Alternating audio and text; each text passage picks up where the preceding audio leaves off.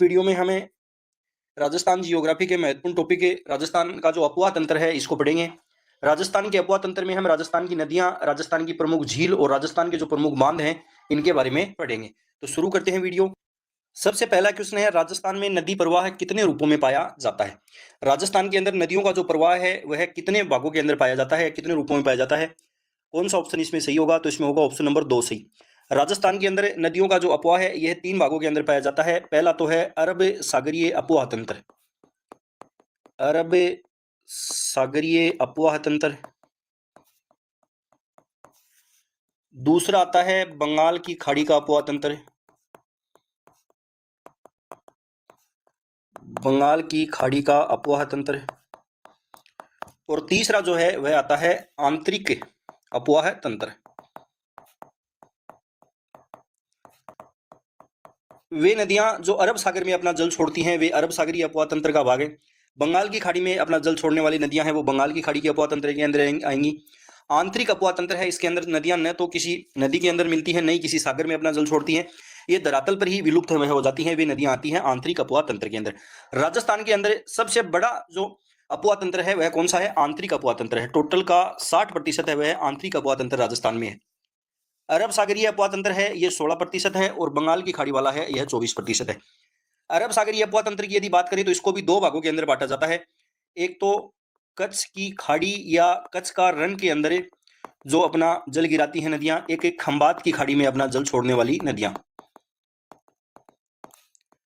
तो कच्छ की खाड़ी या कच्छ का रण जो है इसके अंदर कौन कौन सी नदियां जाती हैं? तो ये जाती हैं लूणी और पश्चिमी बनास, लूणी और पश्चिमी बनास। खंबात की जो खाड़ी है इसके अंदर जाती हैं साबरमती, साबरमती और माही, ये नदियां जाती हैं खंबात की खाड़ी में।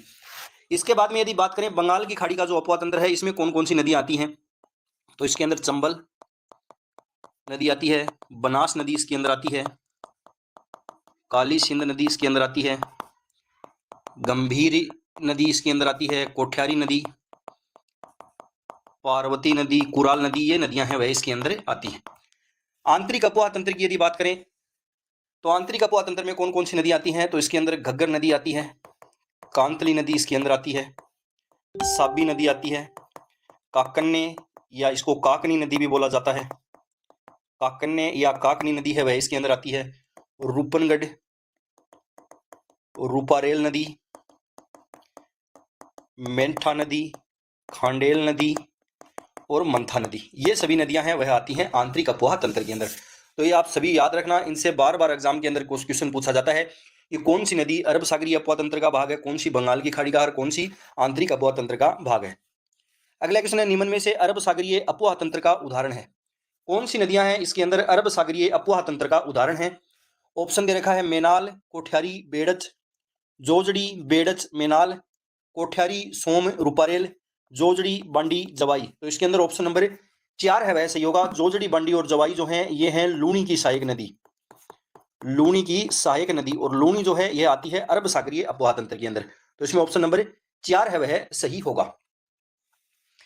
अगला है, रिक्त स्थान नदी कच्छ की खाड़ी में गिरती है और रिक्त स्थान नदी अरब सागर में गिरने के रास्ते में खंबात की खाड़ी में गिरती है। तो कौन सा ऑप्शन है वह इसके अंदर सही होगा? कच्छ की खाड़ी या कच्छ का जो रण है इसके अंदर गिरती है कौन सी नदी? एक तो लूणी नदी और एक पश्चिमी बनास नदी।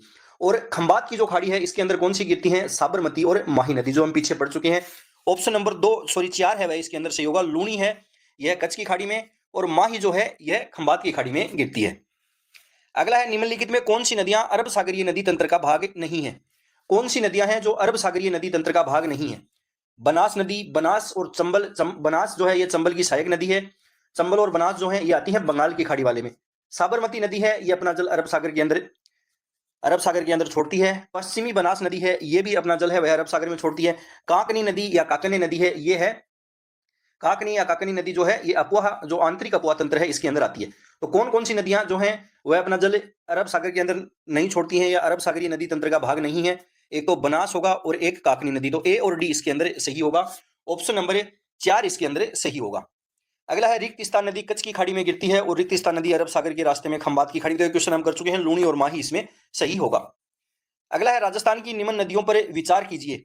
माही नदी दे रखी है, सोम दे रखी है, साबरमती दे रखी है और लूणी नदी दे रखी है। अरब सागर में गिरने वाली नदियां हैं। तो इसके अंदर अरब सागर के अंदर गिरने वाली नदियां हैं वह कौन सी हैं? कौन सा ऑप्शन है वह इसके अंदर सही होगा? तो ये सारी की सारी नदियां हैं वे अरब सागर की नदियां हैं। माही, साबरमती, लूणी और सोम नदी। सोम नदी है ये भी अरब सागर के अंदर अपना जल छोड़ती है, क्योंकि सोम जो है यह माही नदी की सहायक नदी है। तो इसमें ऑप्शन नंबर 4 है वह सही होगा। ए, बी, सी और डी जो है इसके अंदर सही है।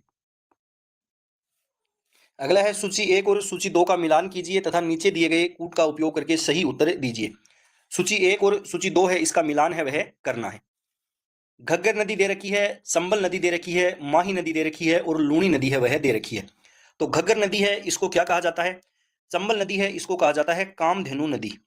घग्गर नदी है इसको कहा जाता है मृत नदी। माही नदी है इसको कहा जाता है वागड़ की गंगा। लूणी नदी है इसको कहा जाता है लवण जल नदी या लवणवती इसको कहा जाता है।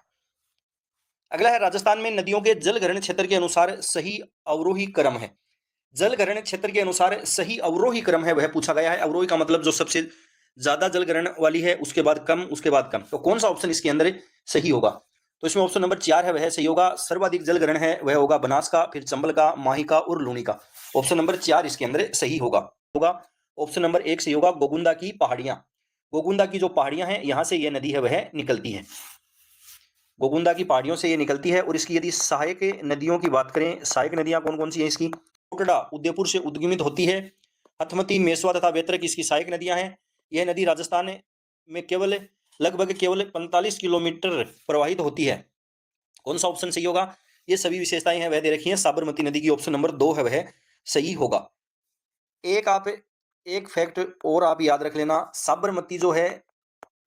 साबरमती नदी जो है यह राजस्थान की प्रथम नदी है जिस पर रिवर फ्रंट बनाया गया।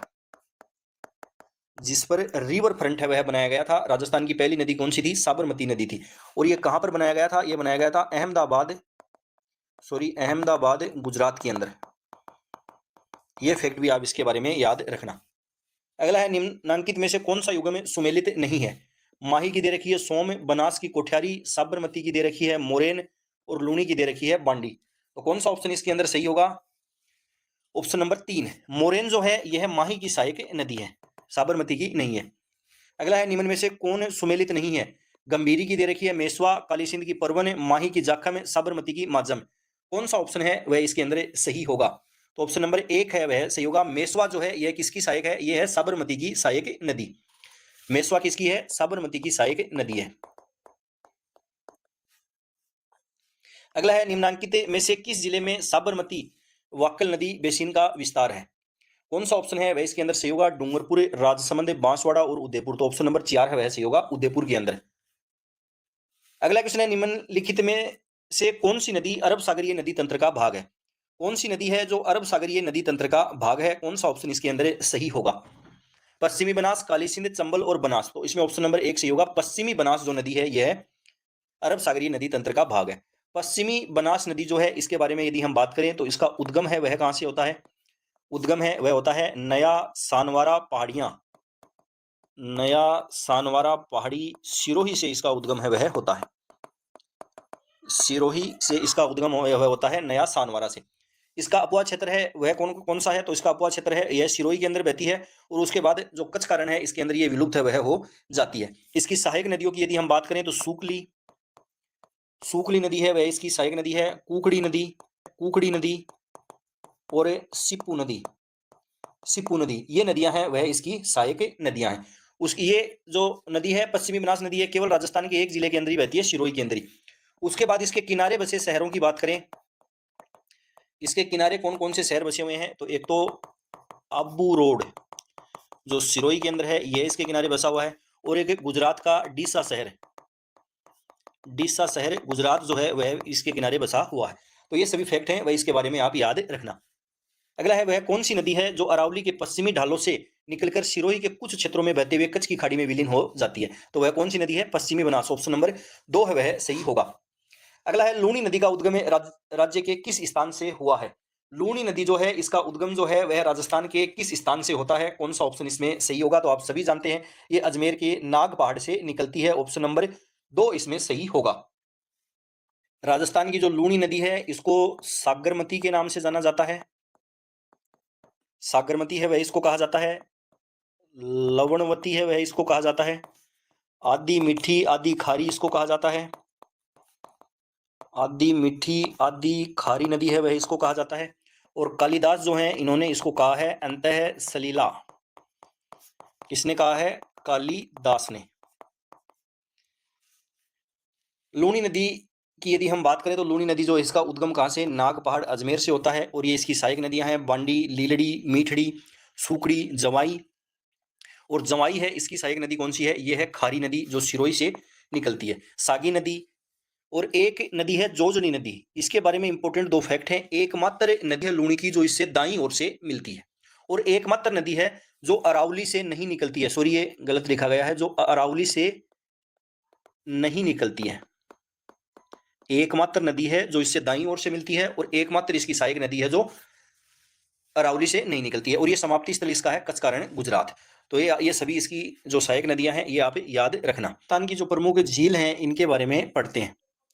पहला क्वेश्चन है, कौन सी झील जो है यह डेब्बर झील के नाम से जानी जाती है? राजस्थान के अंदर कौन सी झील है जिसको डेब्बर झील के नाम से जाना जाता है? तो ये झील है जैसमंद झील। जैसमंद झील जो है यह वर्तमान के अंदर राजस्थान के सलूम्बर जिले के अंदर स्थित है। राजस्थान का जो सलूम्बर जिला है इसके अंदर यह स्थित है। इसमें कौन सी नदी का पानी आता है? तो गोमती नदी का जो पानी है वह इसके अंदर आता है। गोमती नदी का जो पानी है वह इसमें डेब्बर दर्रे से होकर आने के कारण ही इसको डेब्बर झील है वह कहा जाता है। इस पर 7 टापू है वह बने हुए हैं। सबसे बड़ा जो टापू है उसको बाबा का भांगड़ा है वह कहा जाता है। बाबा का भांगड़ा कहा जाता है, और सबसे छोटा टापू जो इस पर है उसको कहा जाता है प्यारी। जयसमंद झील जो है इसका निर्माण किसके द्वारा करवाया गया? इसका निर्माण करवाया था महाराणा जय सिंह ने। महाराणा जय सिंह इन्होंने 1685 से लेकर 1691 तक इस झील का निर्माण है वह करवाया था। अगला है, निम्नलिखित में से कौन सी राजस्थान की सबसे बड़ी मीठे पानी की कृत्रिम झील है? राजस्थान की सबसे बड़ी मीठे पानी की कृत्रिम झील है वह कौन सी है? तो वह है जयसमंद झील। ऑप्शन नंबर 1 है वह सही होगा। हाल ही में सुर्खियों में रहा बाबा मगरा द्वीप उदयपुर की किस झील में स्थित है? बाबा मगरा द्वीप जो है वह कौन सी झील के अंदर स्थित है? तो यह है जयसमंद झील में। ऑप्शन नंबर 4 सही होगा। वह झील जिसमें एक टापू पर आइसलैंड रिसोर्ट नामक होटल है वह बनाया गया है। कौन सी झील है यहाँ पर बनाया गया है? तो यह बनाया गया है जयसमंद झील। ऑप्शन नंबर 3 सही होगा। राजस्थान की किस झील में श्यामपुरा और भाट नहरें निकलती हैं? राजस्थान की कौन सी झील है जिसके अंदर श्यामपुरा और भाट नहरें हैं वह निकलती हैं? तो यह है जयसमंद झील। इसके अंदर सिंचाई के लिए 2 नहरें निकाली गई हैं, श्यामपुरा और भाट नहरें। निम्नलिखित में से कौन सी झीलें सिंचाई के काम में ली जाती हैं? कौन सी झीलें हैं जिनको सिंचाई में काम में लिया जाता है? कौन सा ऑप्शन सही होगा इसके अंदर? तो यह है जयसमंद और राजसमंद झील। ऑप्शन नंबर 3 है वह सही होगा। अगला क्वेश्चन है, किस नदी का जल जयसमंद झील द्वारा उपयोग में लाया जाता है? कौन सी नदी का जल है वह जयसमंद झील द्वारा उपयोग में लाया जाता है? तो यह है गोमती नदी। गोमती नदी है। और नदियों की यदि बात करें, गोमती नदी, झावरी नदी, केलवा नदी और बागर नदी, इन नदियों का पानी इसमें काम में लिया जाता है। लेकिन मुख्यतः नदी कौन सी है? गोमती नदी है जो इस झील को जलापूर्ति करती है। जयसमंद जो झील है यहाँ पर जलीय विविधता है वह अधिक पाई जाती है। इस कारण इस झील को जलचरों की बस्ती भी कहा जाता है। जलचरों की बस्ती भी इसको कहा जाता है। एक और आप फैक्ट याद रखना, यहाँ पर नर्मदेश्वर महादेव मंदिर भी इसके पास स्थित है। नर्मदेश्वर महादेव जो मंदिर है वह भी इसके पास स्थित है। अगला क्वेश्चन है, राजस्थान की निम्नलिखित में से कौन सी झील तीर्थराज के नाम से प्रसिद्ध है? राजस्थान की पवित्र झील कौन सी है? तो आप सभी जानते हैं पुष्कर झील। ऑप्शन नंबर 3 इसके अंदर सही होगा। पुष्कर झील की यदि हम बात करें तो पुष्कर झील जो है इसको 5वां तीर्थ कहा जाता है,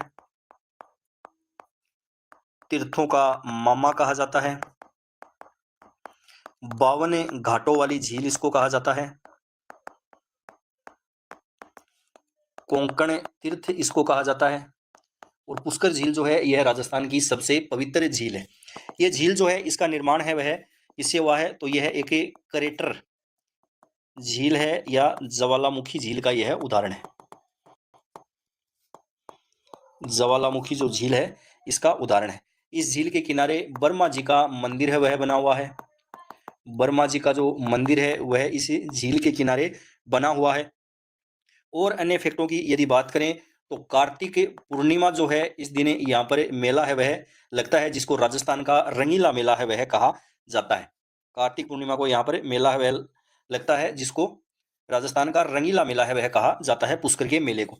एक मोस्ट इंपोर्टेंट फैक्ट है वो आप याद रखना, राजस्थान की सबसे बड़ी मीठे पानी की कृत्रिम झील पूछे तो जयसमंद है, और यदि प्राकृतिक झील पूछे सबसे बड़ी तो वह कौन सी है, तो यह है पुष्कर झील।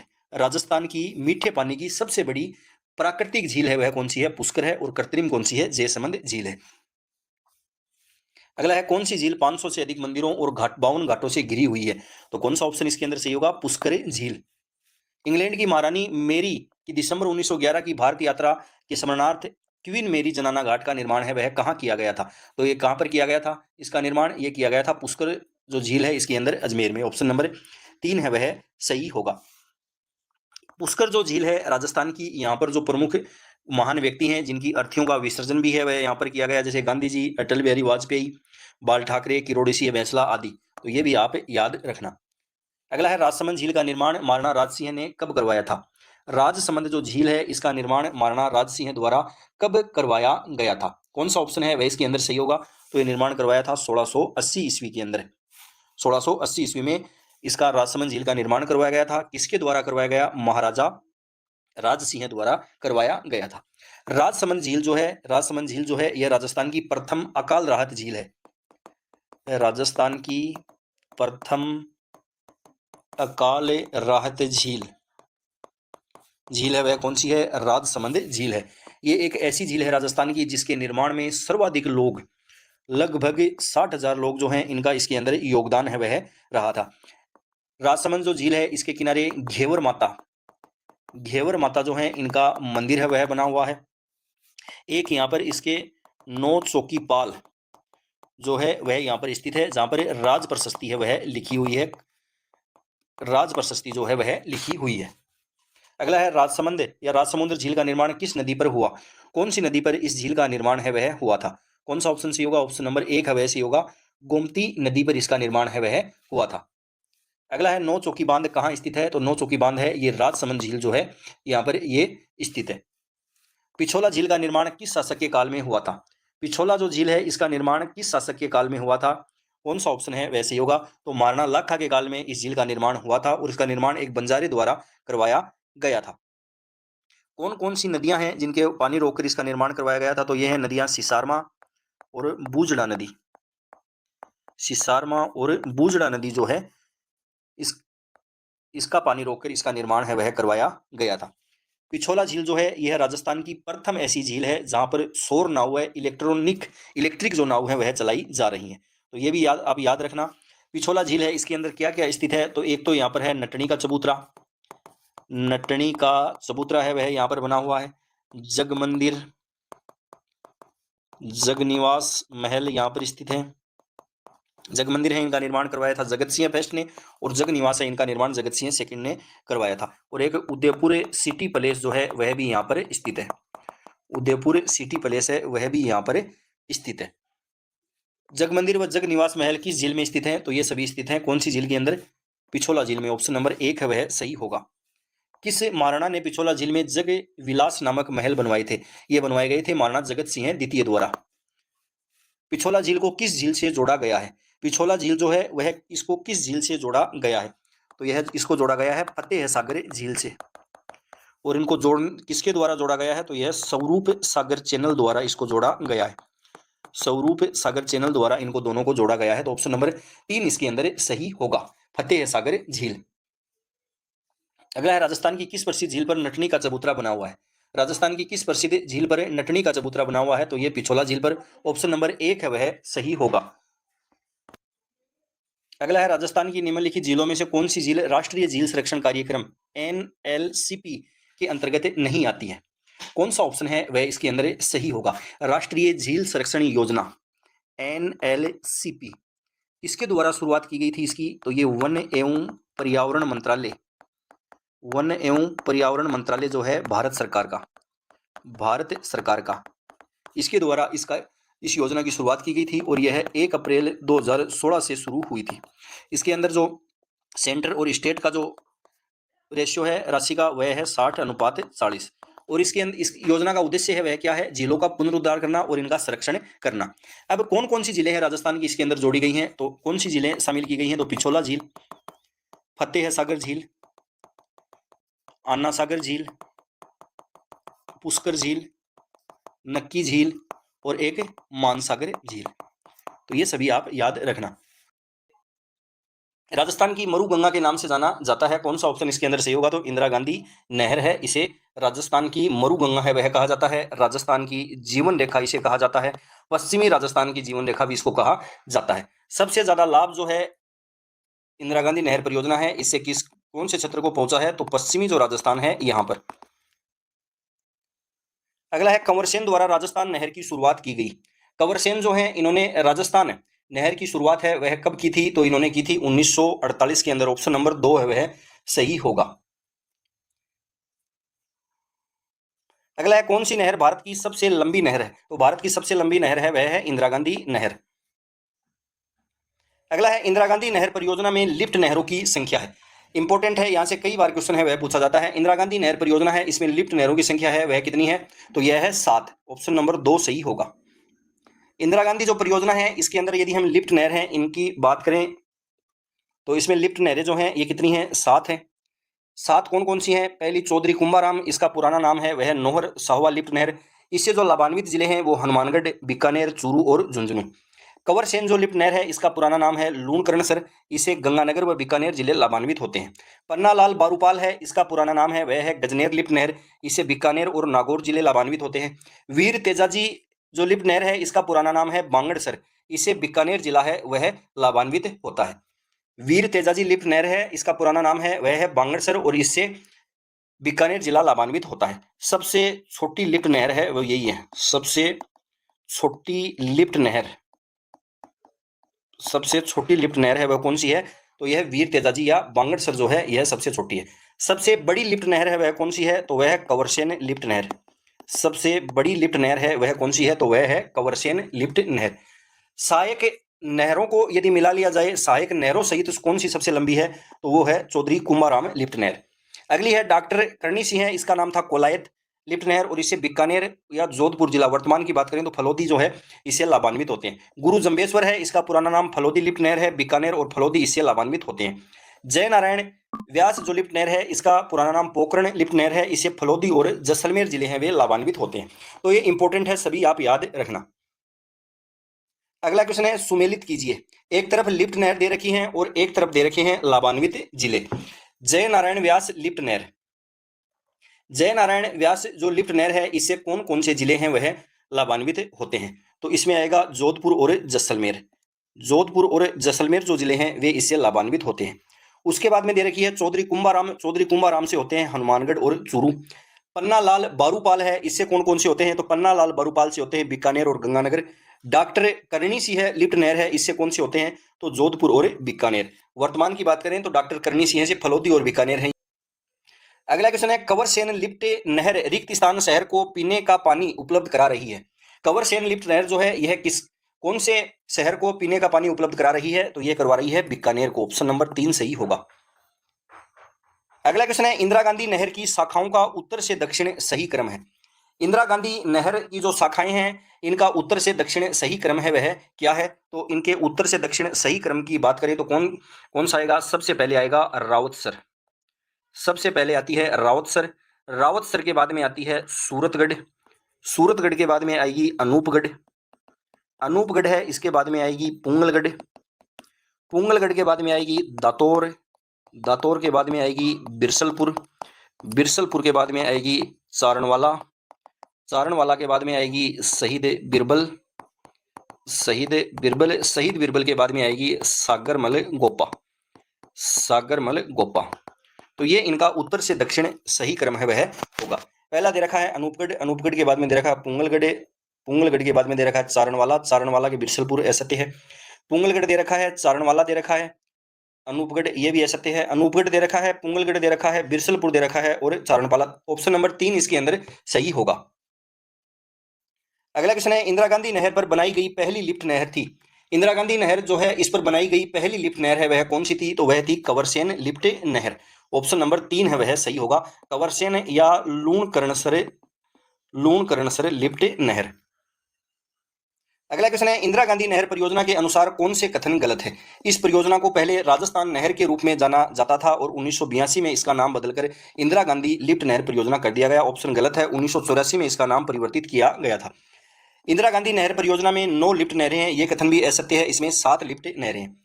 नहर की कल्पना शार्दुल सिंह ने की थी। नहर हरियाणा से नहीं गुजरती है। कौन सा ऑप्शन है वह इसके अंदर सही होगा? कौन सा ऑप्शन सही होगा? तो कोई भी ऑप्शन है वह इसके अंदर सही नहीं है, चारों ही कथन है वह इसके अंदर असत्य हैं।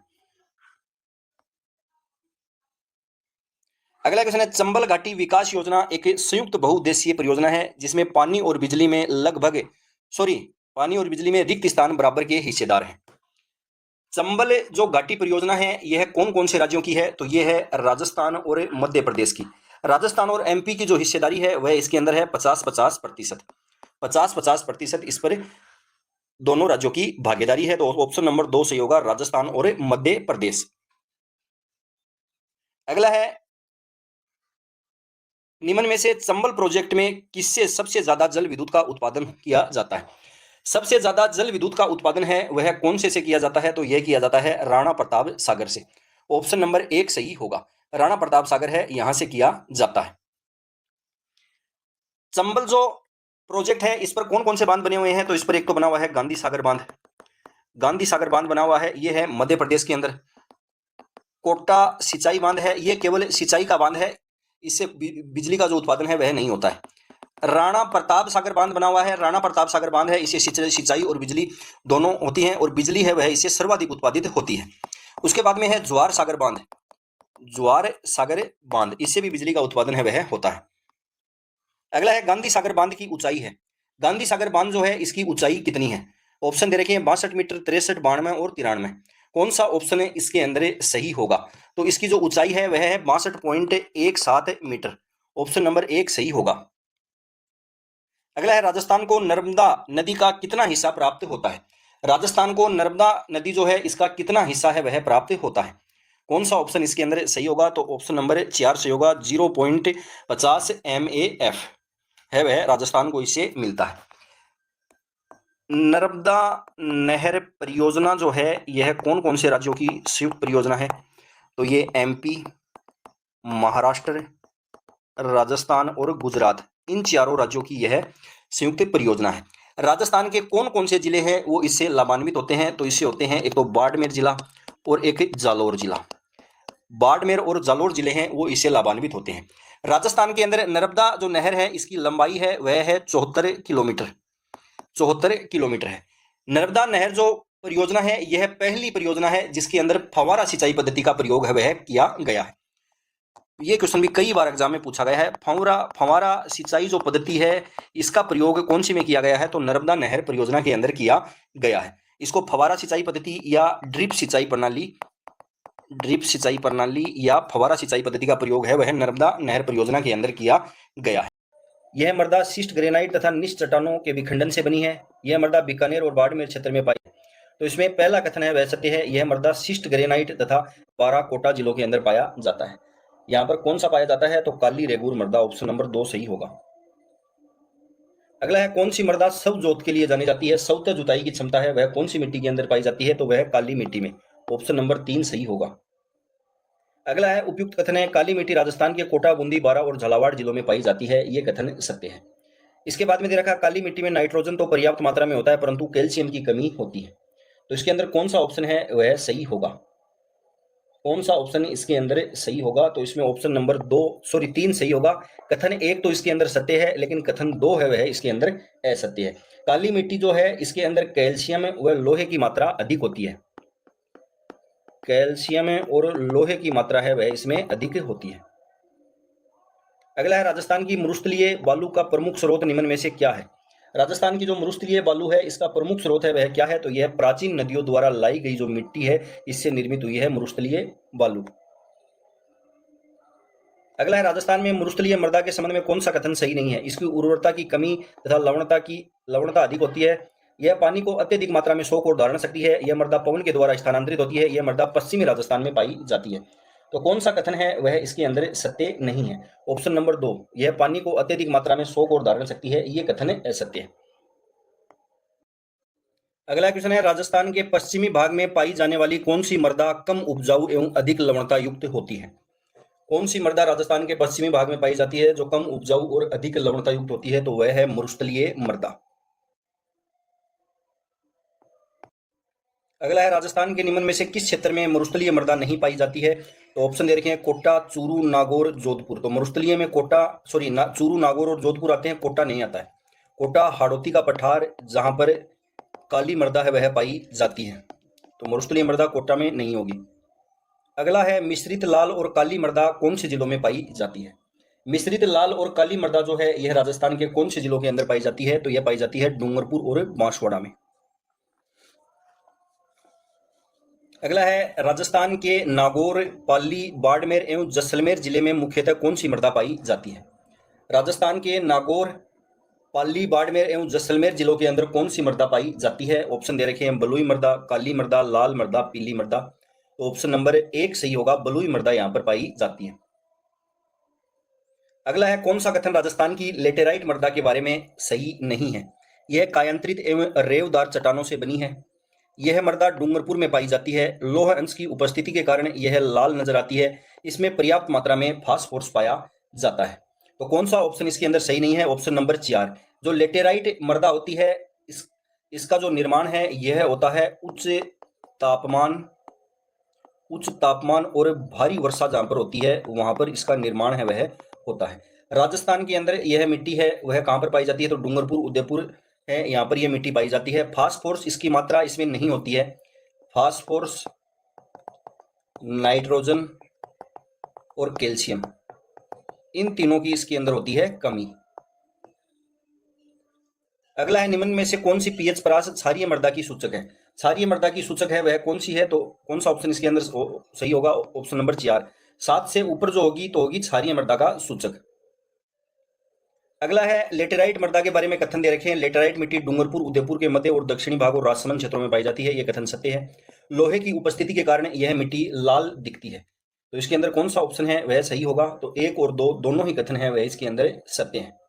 दोनों ही कथन है वह इसके अंदर सत्य है। अगला है, निम्न में से किस प्रकार की मृदाएं लिथोसोल्स, किस प्रकार की मृदाएं हैं ये लिथोसोल्स भी कहलाती हैं? तो पर्वतीय मृदाओं को कहा जाता है लिथोसोल्स।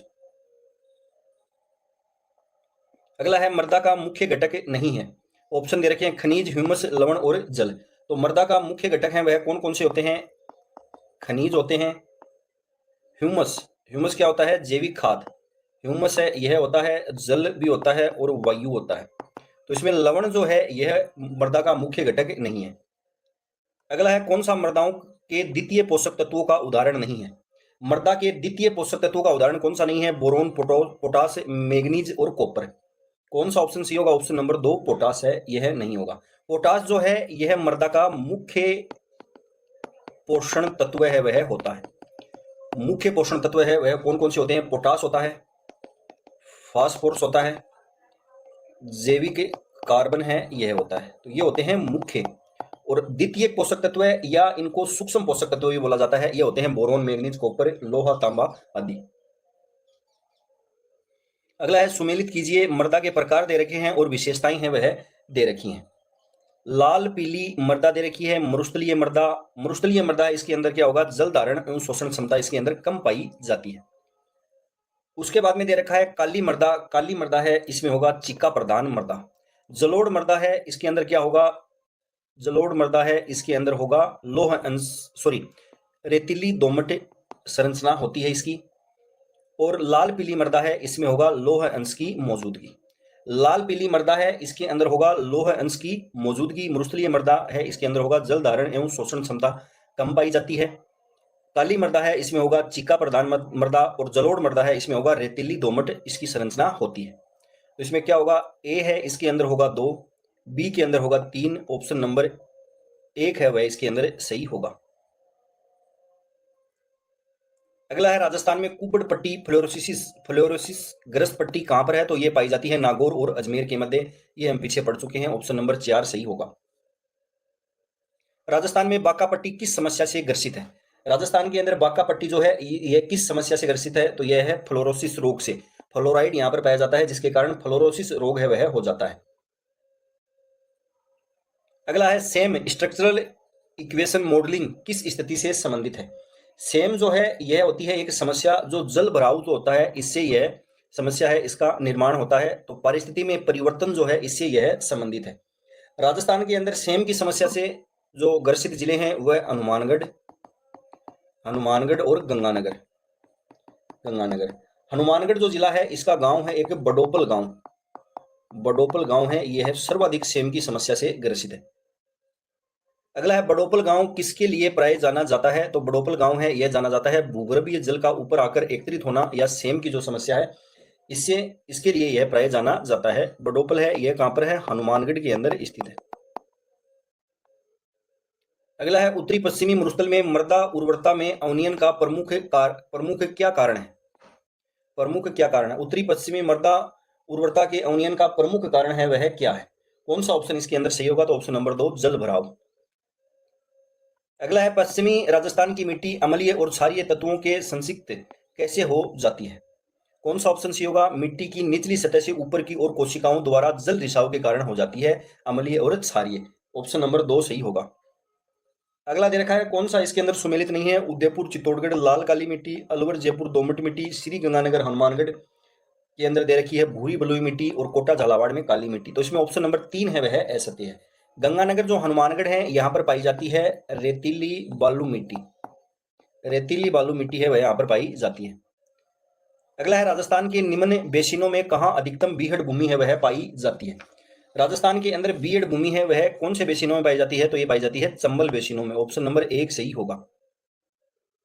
अगला है राजस्थान में कौन सा क्षेत्र सतही जल द्वारा मृदा अपरदन से सर्वाधिक प्रभावित है। सतही जल द्वारा मृदा अपरदन है वह राजस्थान के कौन से क्षेत्र के अंदर होता है। कौन सा ऑप्शन इसके अंदर सही होगा। तो ये होता है चंबल प्रदेश के अंदर। ऑप्शन नंबर 3 है वह सही होगा। अगला है राजस्थान में उत्खात भूमि स्थलाकृति दिखाई देती है। राजस्थान के अंदर उत्खात स्थलाकृति भूमि है वह कहां पर दिखाई देती है। तो ये दिखाई देती है सवाईमाधोपुर, करौली और धौलपुर। ऑप्शन नंबर 4 इसके अंदर सही होगा। उत्खात जो भूमि स्थलाकृति है यह दिखाई देती है सवाईमाधोपुर, करौली और धौलपुर। सवाईमाधोपुर, करौली और जो धौलपुर हैं इसको क्या कहा जाता है। तो इसको डांग प्रदेश के नाम से जाना जाता है। इन तीनों को डांग प्रदेश के नाम से जाना जाता है। विश्व के अंदर सर्वाधिक अवनालिका अपरदन है वह होता है चंबल नदी द्वारा। चंबल नदी है इसके द्वारा होता है। और उत्खात भूमि स्थलाकृति है ये सवाईमाधोपुर, करौली और धौलपुर के अंदर दिखाई देती हैं सर्वाधिक। और इनको डांग प्रदेश के नाम से जाना जाता है सवाईमाधोपुर, करौली और धौलपुर को। करौली जो है इसको बीहड़ की रानी के नाम से भी जाना जाता है।